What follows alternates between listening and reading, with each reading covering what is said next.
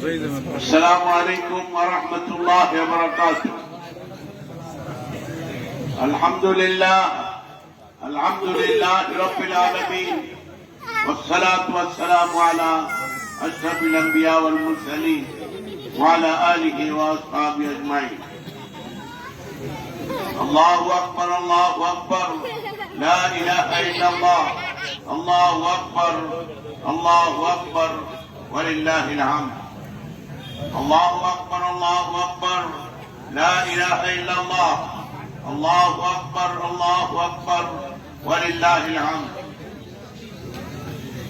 সম্মানিত মুসলিয়ান কিরাম, দীর্ঘ রমজান রোজা পালন করার পরে, সিয়াম সাধনার পরে আজকে আমরা ঈদগাহে হাজির হয়েছি। আজকের এই দিনটি আমাদের জন্য খুবই গুরুত্বপূর্ণ প্রাইজ। হাদিসের ভাষায় বলা হয় যে পুরস্কারের দিন।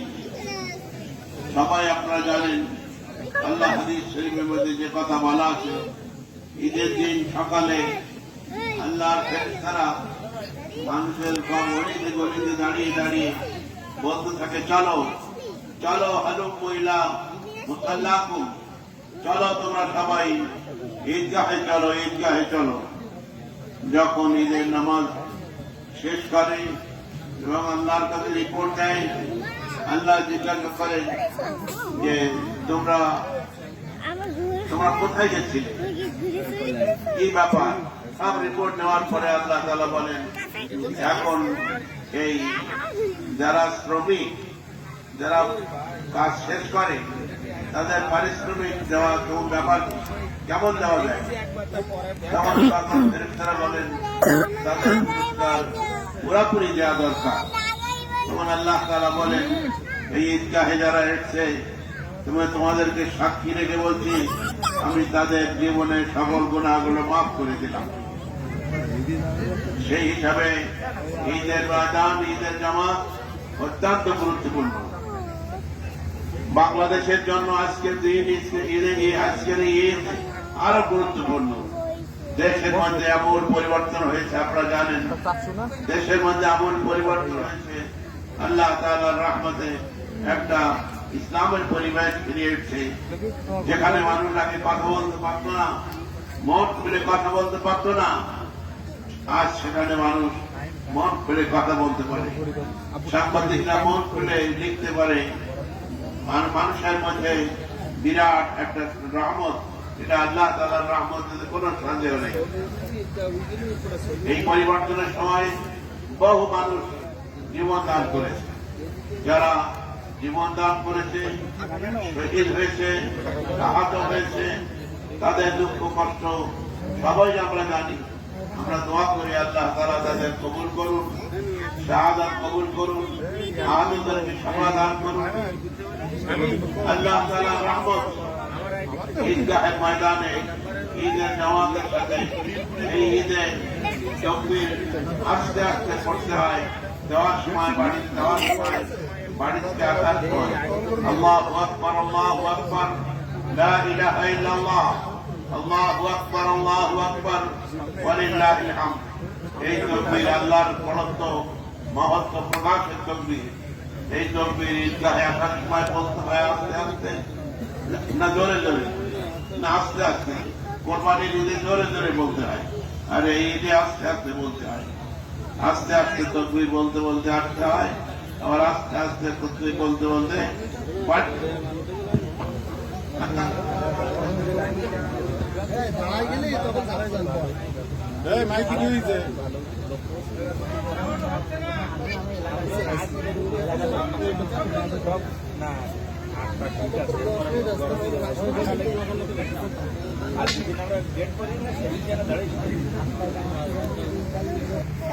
আলহামদুলিল্লাহ, আল্লাহু আকবার আল্লাহু আকবার, লা ইলাহা ইল্লাল্লাহ, আল্লাহু আকবার আল্লাহু আকবার ওয়ালিল্লাহিল হামদ। সম্মানিত মুসলিয়ান কিরাম, হাদিসের ভাষায় যে কথা বলা হয়েছে, ঈদের আনন্দ, লাইসাল ঈদু লিমান শারিবা ওয়া আকাল, ইন্নামাল ঈদু লিমান আখলাসা লিল্লাহিল আমাল।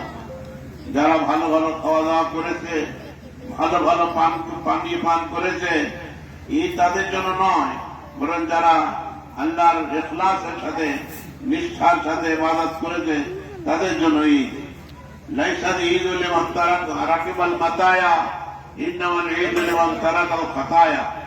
যারা ভালো ভালো যানবাহনে গর্ব করে চলাফেরা করে তাদের জন্য ঈদ নয়, ঈদ হলো যারা গুনাহ পরিত্যাগ করে। গুনাহ পরিত্যাগ করতে পারলে যারা, তাদের ঈদ সার্থকতা আছে। মোট কথা হলো, আমরা ঈদের ময়দানে এসেছি, আমাদের দোষ ত্রুটি ভুল ভ্রান্তি যা কিছু রমজান মাসে হয়েছে, এই ঈদ ভুল ত্রুটি ক্ষমা করে দেয়া আল্লাহ তাআলার মঞ্জুর। আল্লাহর পক্ষ থেকে জিজ্ঞাসা হয়, মা উজ্জত আজি ওয়াফা আমালাহু, মজদুর যে কাজ সম্পন্ন করে তার প্রাইস কি দেওয়া যায়? ফেরেশতারা বলে তার পুরাপুরি দেওয়া দরকার। তাই আল্লাহ বলেন, আমি তোমাদেরকে সাক্ষী রেখে বলছি, এখানে যারা উপস্থিত আমি তাদের সকলের জীবনের গুনাহগুলো মাফ করে দিলাম।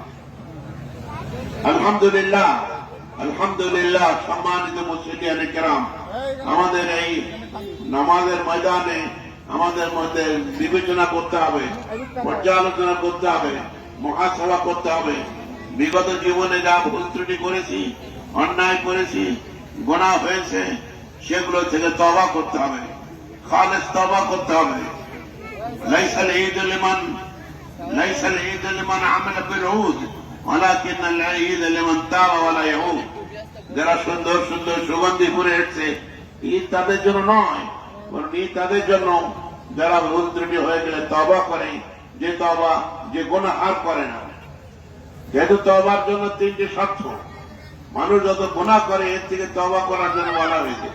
তওবা করার তিনটি শর্ত, একটা হলো যে গুনাহ হয়ে গেছে সাথে সাথে ও গুনাহ বাদ দিতে হবে। 2 নম্বর, যে গুনাহ হয়েছে জীবনে আর দ্বিতীয়বার এই গুনাহ করব না, এইরকম মনে মনে সংকল্পবদ্ধ হতে হবে। তৃতীয় শর্ত, আল্লাহর কাছে দোয়া করতে হবে, লজ্জিত হয়ে দোয়া করতে হবে, লজ্জিত হয়ে অনুতাপ করে দোয়া করতে হবে, আল্লাহ আমি বিগত জীবনে যা ভুল করেছি ক্ষমা করে দাও। প্রথমত গুনার কাজ বর্জন করতে হবে, দ্বিতীয়ত এই গুনার জন্য লজ্জিত হতে হবে, তৃতীয়ত এই গুনাহ জীবনে দ্বিতীয়বার করা হবে না, এই মনে মনে সংকল্পবদ্ধ হতে হবে। আজকের ঈদের ময়দানে আমরা যারা এসেছি, ভুল ভ্রান্তি কম বেশি সবার হতে পারে, সেই জন্য আসুন আমরা তওবা করি। আল্লাহ তাআলা যেন আমাদের সকলের জীবনের তওবা গুনাহ কবুল করেন, গুনাহগুলো মাফ করে দেন। আস্তাগফিরুল্লাহ রাব্বি মিন কুল্লি যামবিন ওয়া আতুবু ইলাইহি, আস্তাগফিরুল্লাহ রাব্বি মিন কুল্লি যামবিন ওয়া আতুবু ইলাইহি, আস্তাগফিরুল্লাহ রাব্বি মিন কুল্লি যামবিন ওয়া আতুবু ইলাইহি, ওয়ালা হাওলা ওয়ালা কুওয়াতা ইল্লা বিল্লাহিল আলিয়্যিল আযীম। তাই আসুন আমরা আল্লাহর কাছে খালেস নিয়ে তওবা করি এবং ঈদগাহে থেকে নিষ্পাপ হয়ে, ঈদগাহের ময়দান থেকে নিষ্পাপ হয়ে যেন আমরা বাড়িতে যেতে পারি। আল্লাহর রহমত কামনা করি। আল্লাহ তাআলা আমাদেরকে তৌফিক দান করুন, আমাদের রোজাকে কবুল করুন, আমাদের ইবাদতকে কবুল করুন, আমাদের ঈদের এই নামাজকে কবুল করুন। আমরা ইচ্ছায় অনিচ্ছায়, জানা অবস্থা অজানা অবস্থায় যত কিছু গুনাহ করেছি, সে গুনাহ থেকে আল্লাহর কাছে তওবা করছি। আল্লাহ তুমি আমাদের তওবা কবুল করো। হে আল্লাহ, তোমার প্রিয় বান্দা হিসেবে কবুল করো। গুনাহ যেন না হয়। গুনাহগার মানুষ যদি গুনাহ নিয়ে যায়, কবরের মধ্যে তাকে ছাড়া হবে না, কবরের মধ্যে কঠিন কঠিন আযাবের সম্মুখীন হতে হবে। সেই জন্য মৃত্যুর আগেই গুনাহ থেকে তওবা করতে হবে, মৃত্যুর আগে তওবা করতে হবে। ভুল ত্রুটি মানুষের হতে পারে, তওবা করলে আল্লাহ সব গুনাহ মাফ করে দেবেন বলে বলেছেন। আসুন আমরা আল্লাহর দরবারে মনোনিবেশ করি, আল্লাহর দিকে একাকিত্ব ভাবে মনোনিবেশ করি, একাগ্র চিত্তে আল্লাহর রহমত কামনা করি। আল্লাহ তাআলা আমাদের উপরে রহমত বরকত মাগফিরাত দান করুন, রমজানের রহমত বরকত মাগফিরাত দান করুন। আর ঈদের ময়দানকে যেমন পুরস্কারের দিন, লাইলাতুল জায়েজা পুরস্কারের দিন বলা হয়েছে, তাই আজকের ঈদের ময়দান পুরস্কার যে ঘোষণা করা হয়েছে, আল্লাহ তাআলা যেন আমাদের সবাইকে এই পুরস্কারে পুরস্কৃত করেন। উপস্থিত মুসল্লিয়ানে কেরাম সকলেই আল্লাহর দিকে মনোনিবেশ করুন এবং যেখানে যা কথাবার্তা হয় শোনেন এবং আমল করার চেষ্টা করেন। আল্লাহ আমাদের তৌফিক দান করুন। আসসালামু আলাইকুম ওয়া রাহমাতুল্লাহি ওয়া বারাকাতুহু।